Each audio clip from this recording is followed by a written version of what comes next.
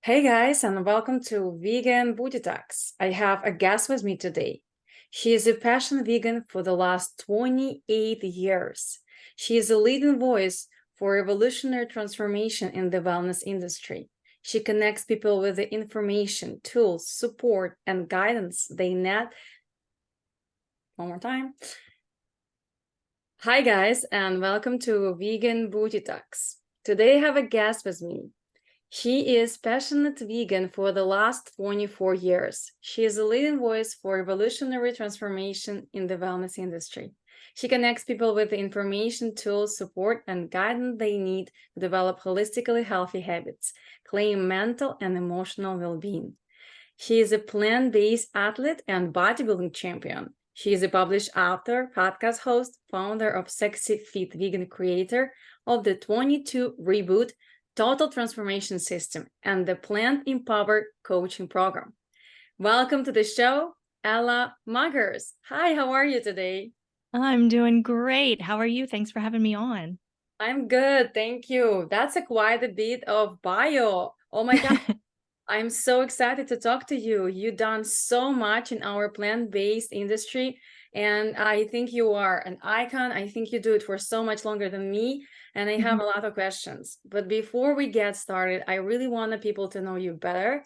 So maybe I missed on something. Tell us a little bit more where you're from and what do you do for living right now?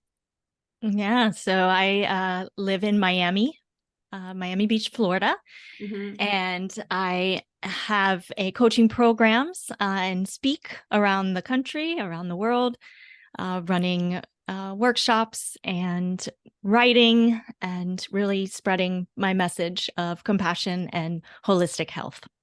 So do you have books, right?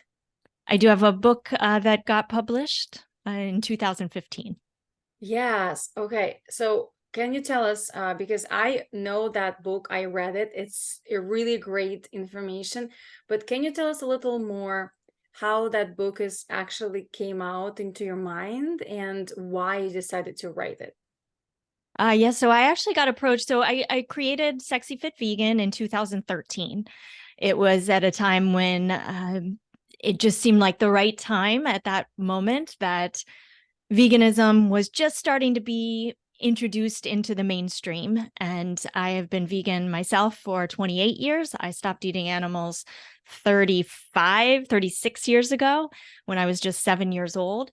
And so I've always done it myself. My foundational reason is for the animals, but I've always been into health and fitness and athletics since I was 5 years old. So in 2013, I kind of brought everything together into a brand called Sexy Fit Vegan. It was at a time when there were not a lot of other influencers or websites out there.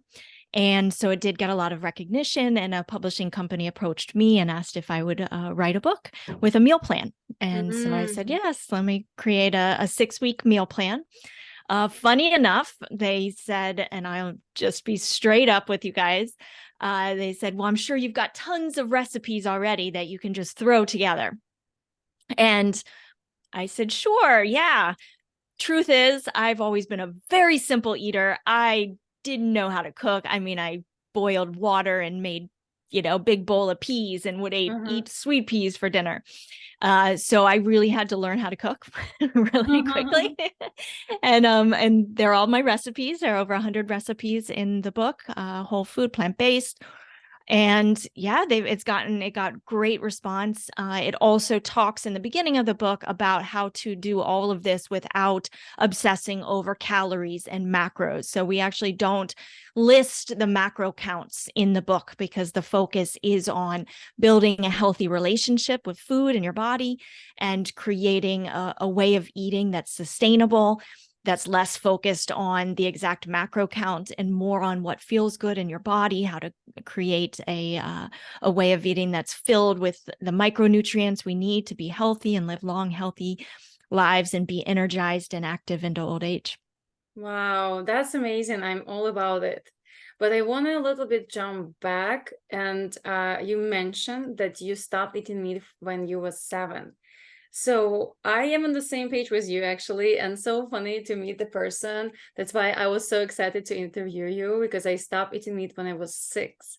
But I want to know your story, and I'm sure a lot of listeners are too. So what happened with you at 7 years old that you decided to stop eating meat? Yeah, so I was in first grade and I got in my car after school that day, and my mom had picked me up to take me to gymnastics practice, and she asked how my day was, and I told her that we learned about this guy named Daniel Boone. And if anybody doesn't know who Daniel Boone is, he was one of our first American folk heroes. So he Okay, wore I don't a know. Okay, yeah, I figured you might not. He was this figure that way back in the day, he would carry around a shotgun and he wore a raccoon hat and he shot his own food and ate and he lived off the land. And I said, this guy was supposed to be a hero, but he was so mean. I said, Mom, he shot animals and he ate them.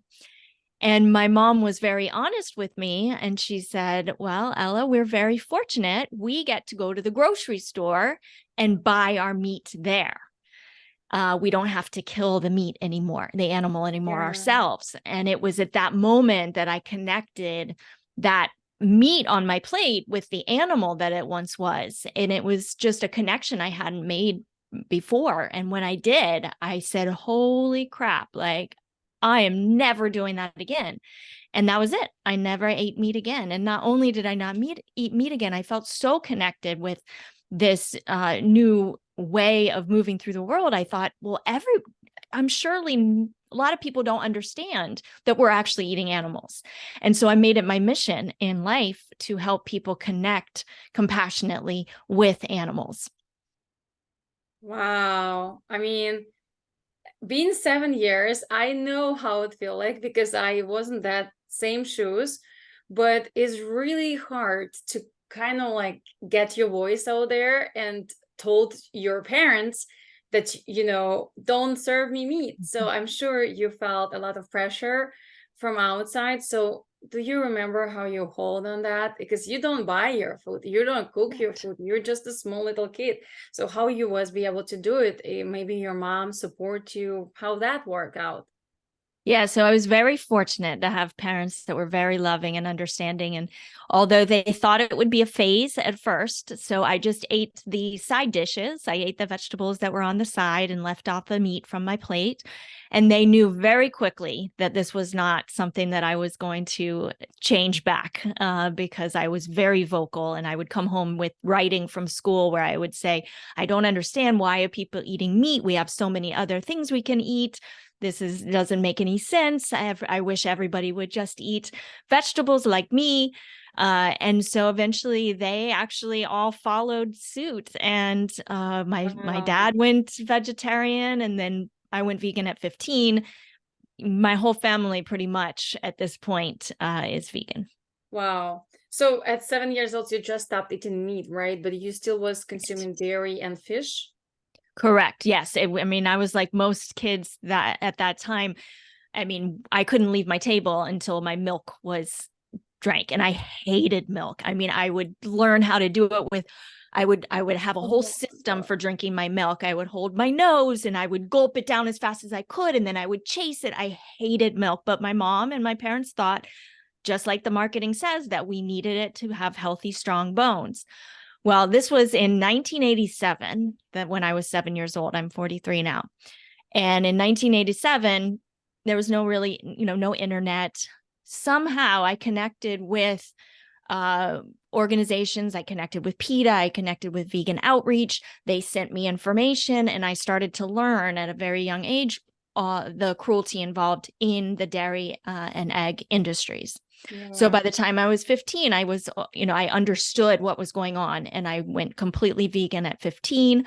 I joined a local animal rights organization. I started leading protests before I could even drive to them. And during my teenage years, I was an animal rights activist doing direct action. Wow. Okay. That's so inspiring. Wow. Well, with this being said, kind of like veganism is not really related completely to bodybuilding and to the fit lifestyle. Not always, right? Oh. So what's happening in your life that from activist and being plant-based, you switched to also a fitness lifestyle? Yeah, so I was always into sports. By the time I was 5 years old, I was already doing gymnastics. I was already competing on the swim team. I was a competitive gymnast when I was growing up, and did dance and taekwondo, and then did volleyball in high school.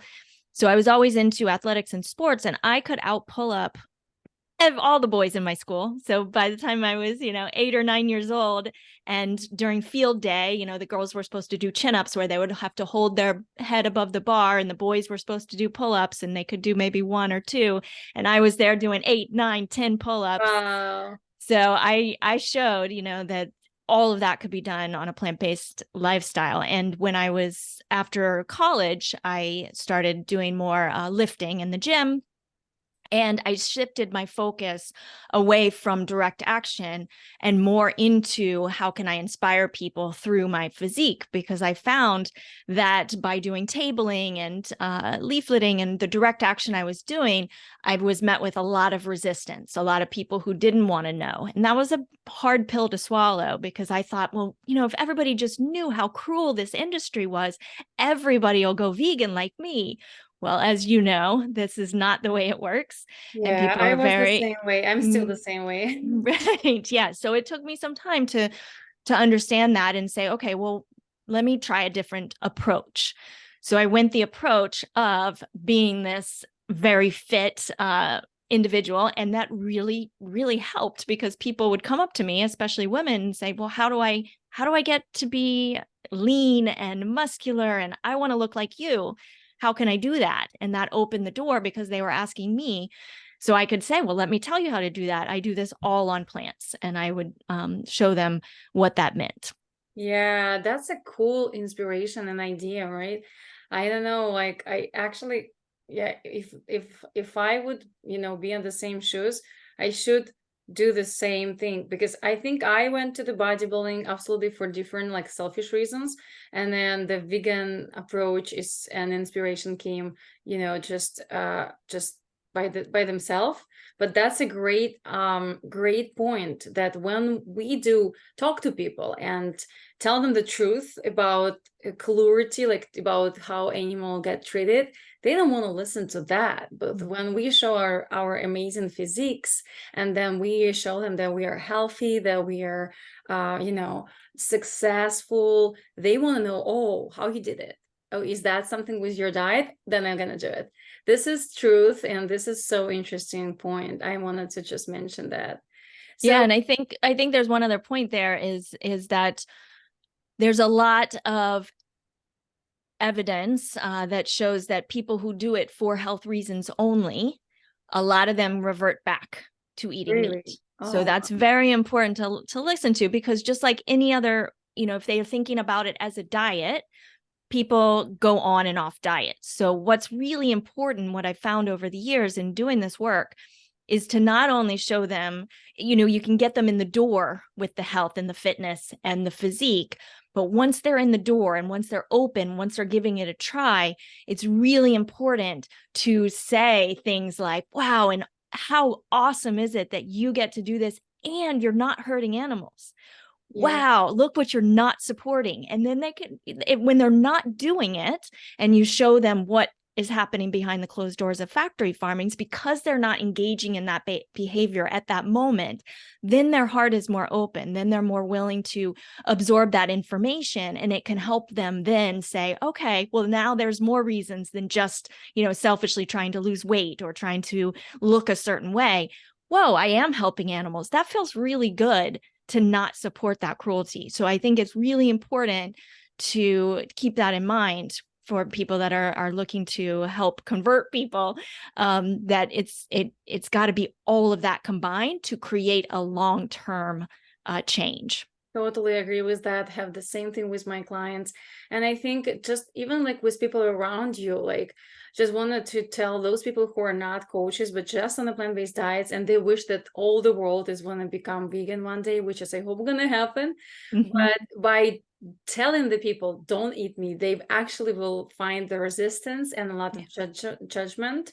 But if you're just gonna do your thing and show them how you perform, how you're healthy, and how do you live your life and not harm anyone and support a healthy lifestyle, they will eventually become interesting. And the great point you mentioned, as soon as someone is already kind of not harming the animals, then they are ready to receive more information.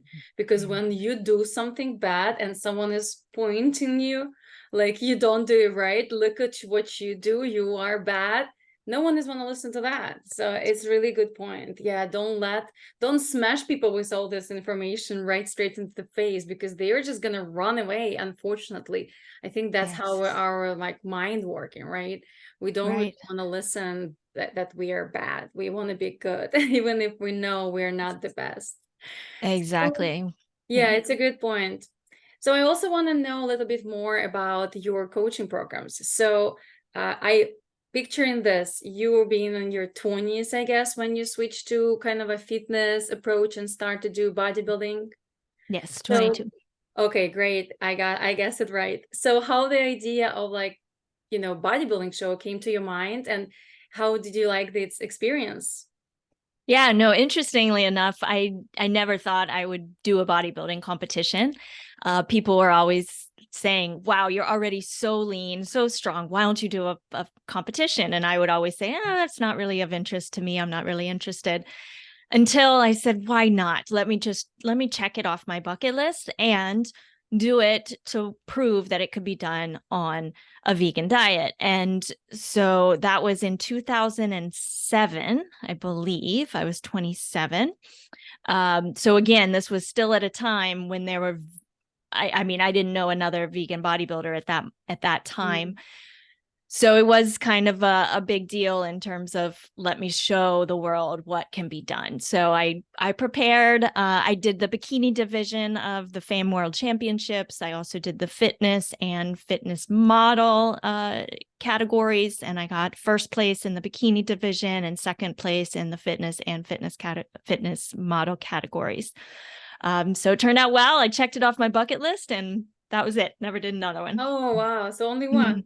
Yeah, it's not, Uh-huh. I don't think it's my thing, but it was great to experience. I love having unique experiences and being able to try things out. So I did. If I hadn't have won first place, I'm sure I would have done another one, but I was like, all right, I got first place. And that was not NPC, right? It was some of the national No, federations. it's called the FAME World Championships. Okay. Yeah. Wow. So how did you find it's really easy or hard to get ready for bodybuilding show on a plant-based diet? For me, I mean, compared to what other people go through, and I've been in the fitness world, since I was even in high school, I had friends that were older that were bodybuilders. So I know that whole world very well.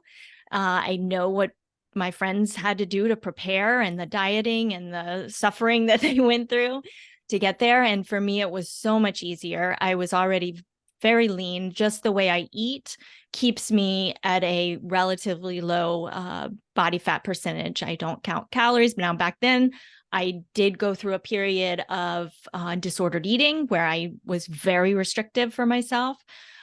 Since then, I'm now in probably the best shape of my life. And for the last 5 years, I haven't gotten on a scale. I haven't counted a calorie. I haven't tracked a macro. I've learned to eat really intuitively, and that's what I teach in my coaching programs.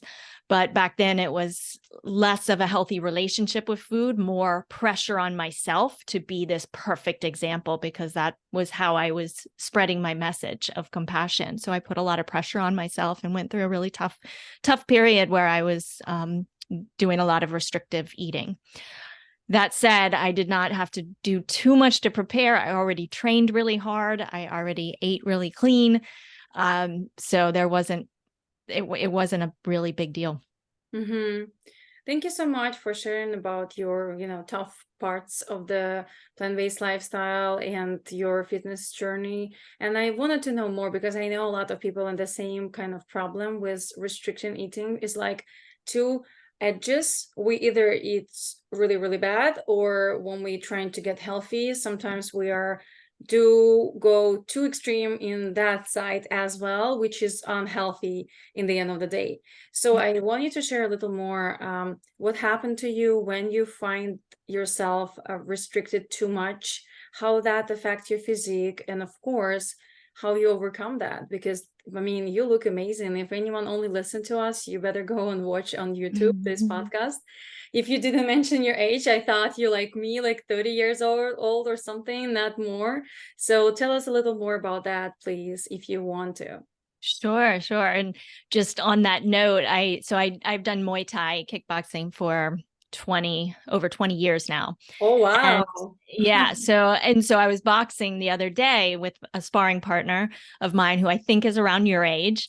And I bring my chihuahua. My chihuahuas, I have a rescue chihuahua. She's also plant-based. She's 16 years old. I Wow. bring her with me. She hangs out while I box. And my sparring partner said to me, "Oh, she's like your little Pokemon."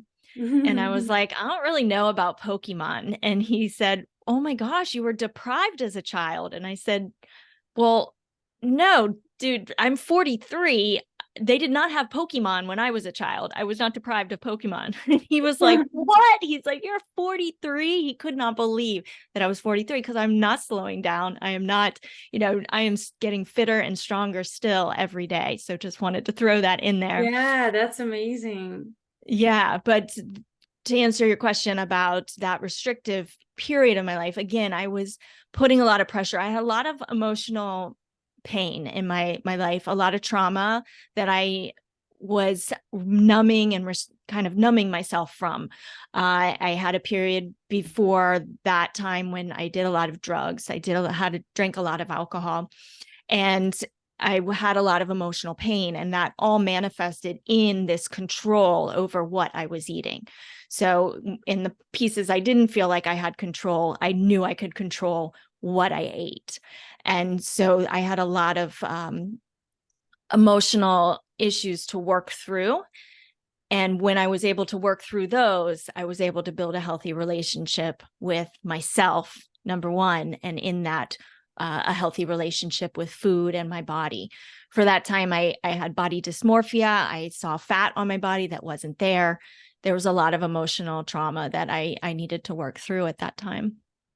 So, like, could you tell us how did you work through this, right? What maybe something that helped you to, step out of this crazy, accepting yourself, unreal, and work with that trauma to actually see what's really going on?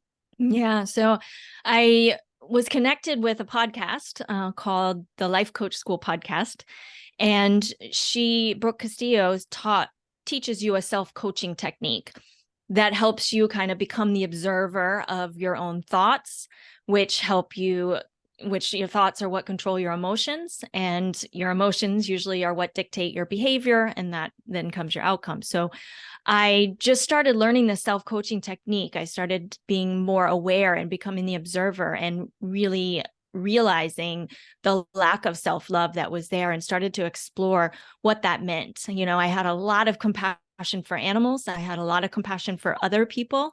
And I realized that I had very little for myself. And, I got my master's degree in social work because I care. I care about other beings on this planet. And I realized I wasn't including myself in that care. So it was this really powerful process of self-discovery that I went through. And as I did that, I started to heal myself through the way I talk to myself. And it was a process. And it was getting vulnerable was one of the things that really allowed me to heal. So I wrote a series of blog posts on my website, sexyfitvegan.com, and kind of shared a lot of the things that I had kept hidden, that I felt very shameful about in my life, in my past. I just came out and told the world all about them. And I remember hitting publish on that blog post, that first one, and feeling such a sense of relief, such a sense of freedom to not hide that anymore. I had hidden, that I could for times eat an entire jar of peanut butter at night that was embarrassing. That was shameful to me, that I would restrict all day. And then at night I would eat an entire jar of peanut butter.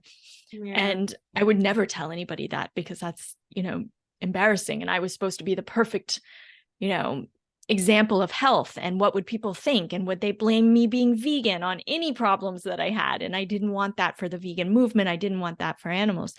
So it was something that was very freeing to let go of that hiding that I did for so long.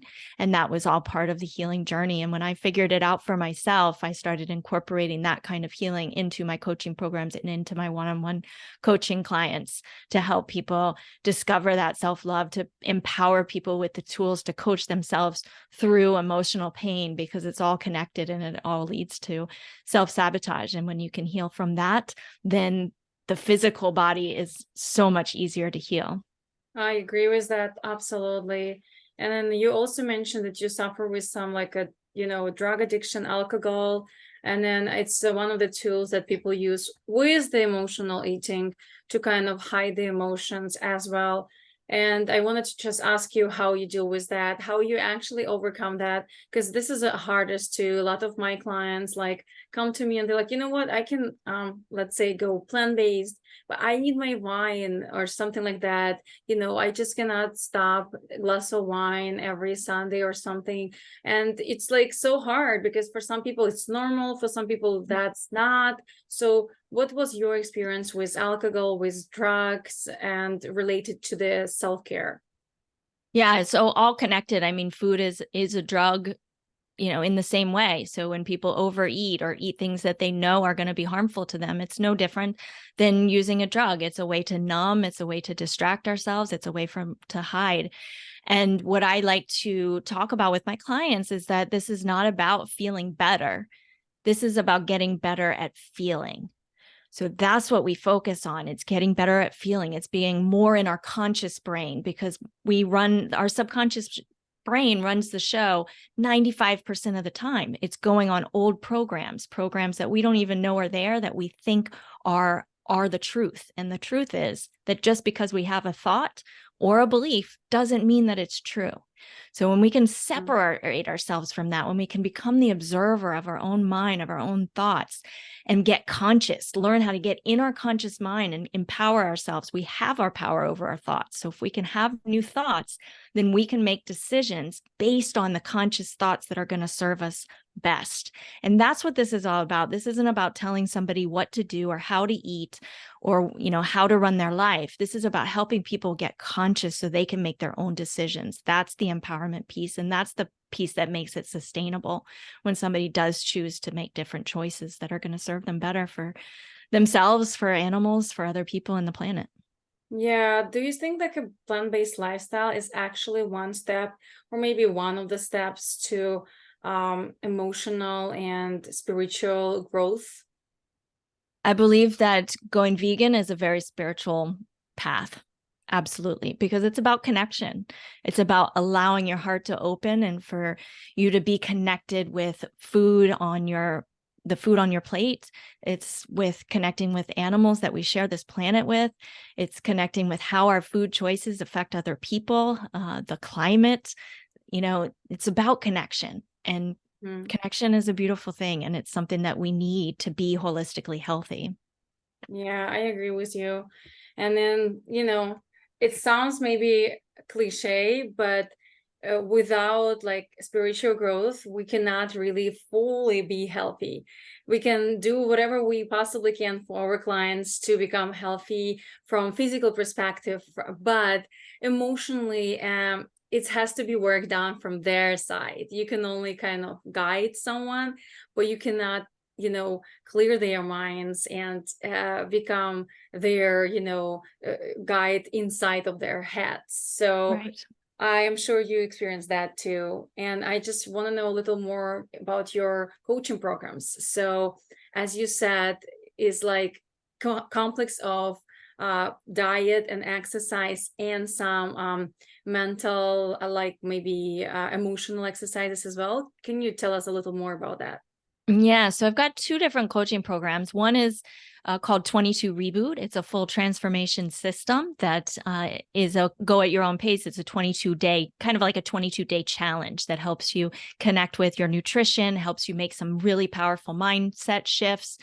It helps you be consistent with movement and seeing movement as more than just fitness, but a way to connect with your body, as well as optimizing your sleep. So a very holistic type of program that you can go and do today.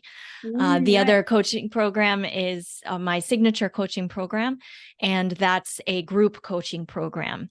And when you said it's nutrition, fitness, then some mindset piece, it's actually really based on the mental and emotional health. The fitness and the nutrition piece are absolutely a part of it, but it's based on the principle that until we get really connected with our mental and emotional health, we cannot sustainably change our habits. So we really work from the empowerment side of that, so that it creates sustainable change. It's all about self-discovery. It's about learning how to coach yourself. It's about learning how to feel, get better at feeling, so you don't need to run and hide from those feelings using food and self-sabotaging, which so many people do. And when you do that, the weight loss is a side effect, and it happens to all of our clients, but it's more of a side effect. So I don't ask my clients to weigh themselves. We take the focus off of the food and the calories and the macros, because that's what everyone's been focusing on, their whole weight loss journey, and yet they've failed time and time again. And there is no failure, there's only feedback. So we take that feedback and we learn and we do something different. Nice. Absolutely love it. So where people can find that if they wanted to join your programs? Yeah, so ellamajors.com is my website. We've got sexyfitvegan.com as well. And then 22reboot.com. That's 22reboot.com. Okay, that's going to be all in the description, guys, down below, so you can easily find that. It's amazing conversation. I feel like I want to talk to you more, but we have some timeline that we need to follow. I just wanted to ask you one more thing before I let you go. Is anyone out there listen to us and wanted to switch to the plant-based diet? What would be your advice? That's kind of like a two-part of a question. So that's the first part. And for someone who already on the plant-based fitness lifestyle journey, but they feel like they're missing something, they feel like they're lost their purpose, or they start questioning themselves, like, do I really need to do this? What would be advice for them? So first, I would say start filling your plate. Think about what you can add to your plate instead of focusing on what you're taking away from it. How can you fill your plate with new plant foods that you've never even tried? There's a whole world of foods out there that most people are so stuck on their having to have chicken or fish or whatever on their plate that's what's taking up the plate. What if we add amazing different vegetables, fruits, whole grains, legumes that maybe you've never even tried before? Make it an adventure, make it fun, see what you can add to your plate, and start scooting those animal products off and see how you feel.